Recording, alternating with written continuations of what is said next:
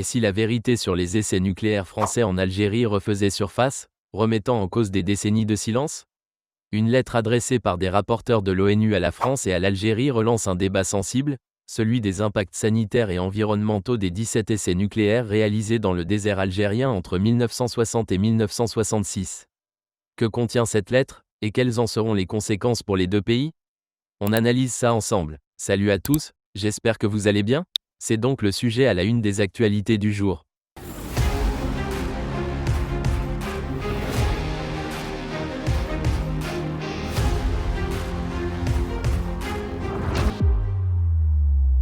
Les essais nucléaires français en Algérie, réalisés pendant la guerre d'indépendance et juste après, ont laissé une empreinte indélébile. Avec 17 explosions nucléaires, dont certaines souterraines, les zones concernées notamment Regan et Inneker restent contaminées par des déchets radioactifs. Pendant des décennies, les victimes de ces essais, qu'il s'agisse des populations locales ou des vétérans français, ont dénoncé un manque de transparence, de réparation et surtout, d'excuses officielles. Mais un nouvel élément vient de relancer cette question, une lettre officielle envoyée par 3 rapporteurs des Nations Unies, mandatés par le Conseil des droits de l'homme, a été reçue par Paris et Alger. Cette lettre, signée par des experts internationaux comme le Dr Marcos Aureliana, le professeur Fabian Salvioli et Claudia Mahler, met en lumière plusieurs points cruciaux. Des impacts sanitaires persistants, les rapporteurs évoquent des conséquences graves sur la santé des populations locales, notamment des cancers et des malformations qui touchent plusieurs générations. Un accès limité à l'information, les experts accusent la France de ne pas avoir communiqué de manière transparente sur les emplacements précis des zones contaminées et des déchets radioactifs. Des réparations insuffisantes. Ils demandent à la France d'expliquer comment les victimes, qu'il s'agisse d'Algériens ou de vétérans français, sont informés de leur droit à une éventuelle indemnisation. Des excuses officielles.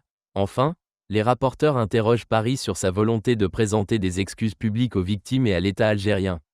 Ce document remet également en question la coopération entre Paris et Alger sur ce sujet.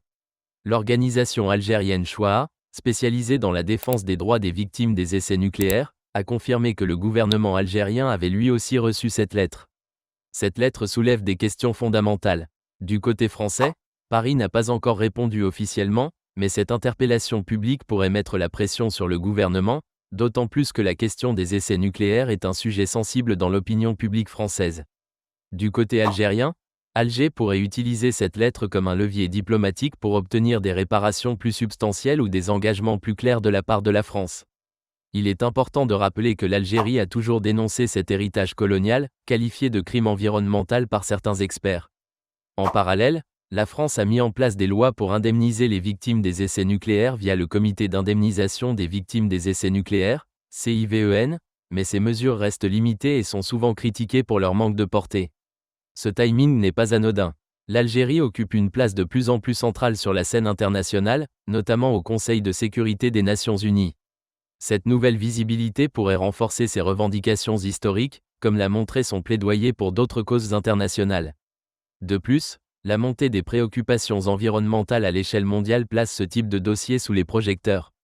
Les déchets nucléaires, autrefois oubliés dans le désert, deviennent un sujet de responsabilité morale et politique. Alors, que peut-on attendre ?